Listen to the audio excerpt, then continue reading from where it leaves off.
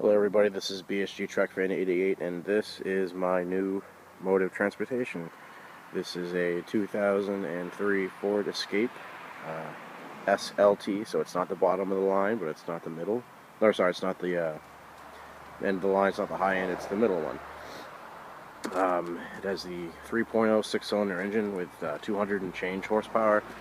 It does have all-wheel drive. It's a front-wheel drive vehicle, but when the four-wheel drive engages either automatically or with a switch, it does technically have four-wheel drive. It's a 50-50 split at the differential, I believe.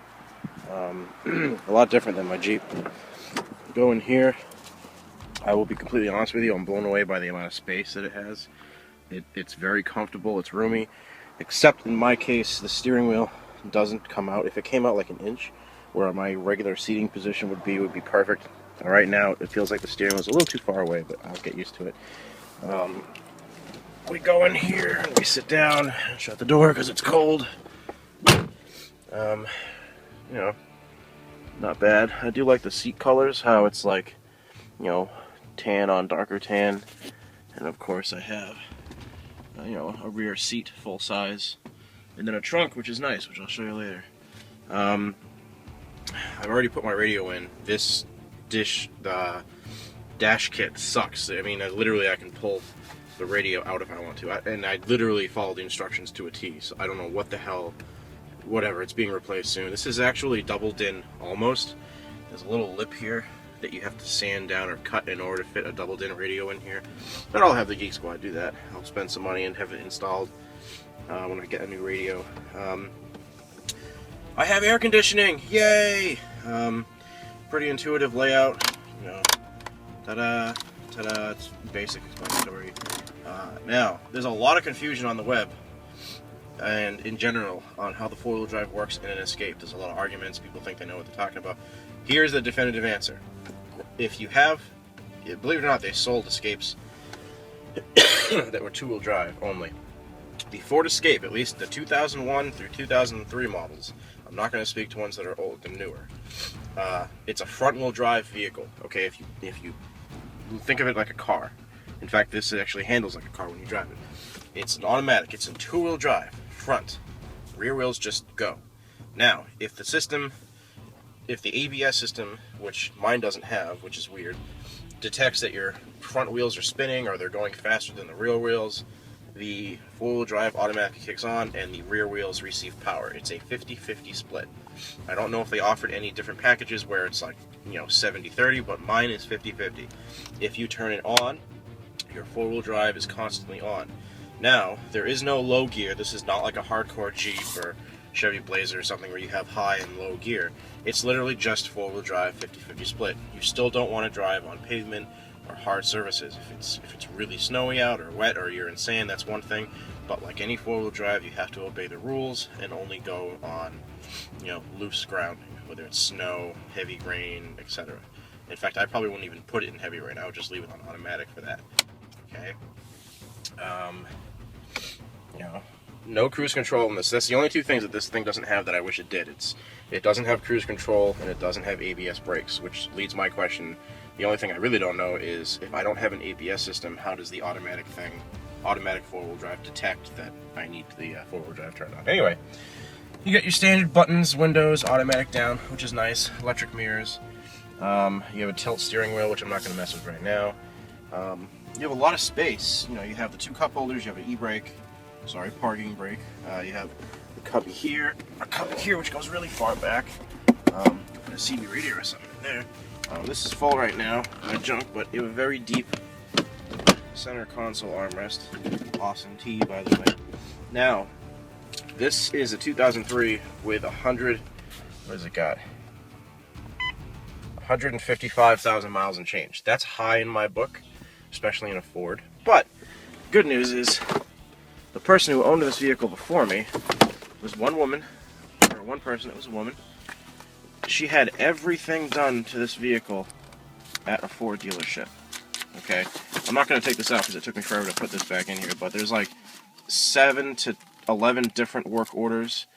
She had a couple issues that she had fixed. She had the throttle cable replaced, a couple other things. Stuff that I actually read about online when it comes to the suspension and You know, like the forward control arm on the right side. You know, a lot of stuff has been fixed. So that's good. One owner, and everything was done at a Ford dealership except various oil changes and whatnot. It does have overdrive. It's a 4-speed automatic transmission. Do a startup right now for you. One really weird thing that everybody complains about with the Ford Escape, and not just me. Look at where the key is. Now automatically, even the guy who I bought this from, whenever he said he went to start it, he would put it like here. It's not. It's like down here in the bowels. Like it's all the way down there. No one ever got that. They moved it in the later models, but seriously, it takes a lot to get used to. So here's a startup for you. The most annoying beep for a car, I agree. Uh-oh. That sucked. Let's try that again. It's been doing that on and off recently. Sometimes it does it, sometimes it doesn't. The battery light comes on every now and then. I think the alternator needs to be replaced, but that's a minor thing. Radio off. It idles high right below 2,000 for a little, and then you'll see it drop.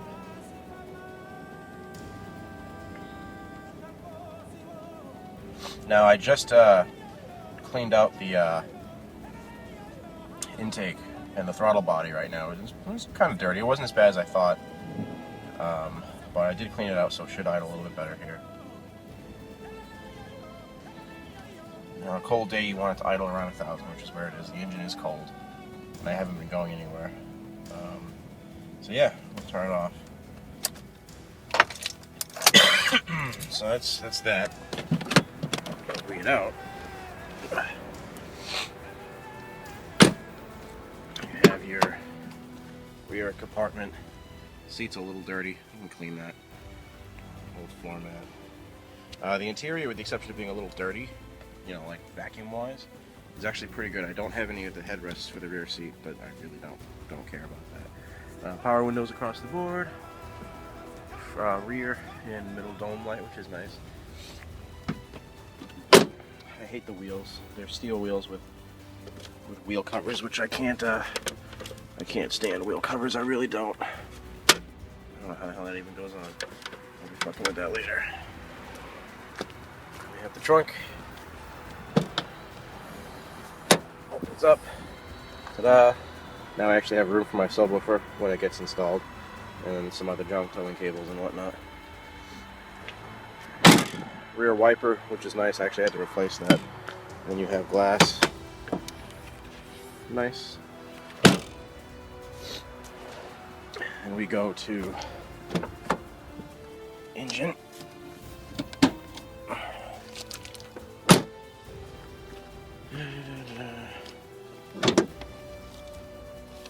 This is a little tricky to find.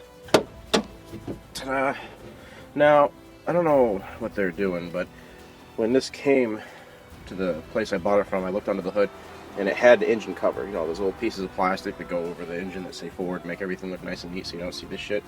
It's not here anymore, so I don't know if you just threw it away, your mechanic or whatever, but brand new battery.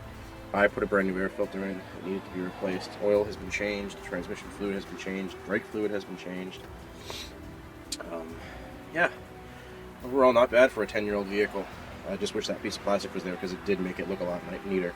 And there's the throttle body, which I just cleaned out, which we'll see if that does anything later on. Again, 6-cylinder 3.0, not a 4.0, but miraculously it has more horsepower than the Jeep. Go figure. Yeah, this is my 1999 plus 4 2003 Ford Escape. It's really cold right now, sorry. Yeah, not bad. Any questions or comments, feel free to post them. Alright, see ya.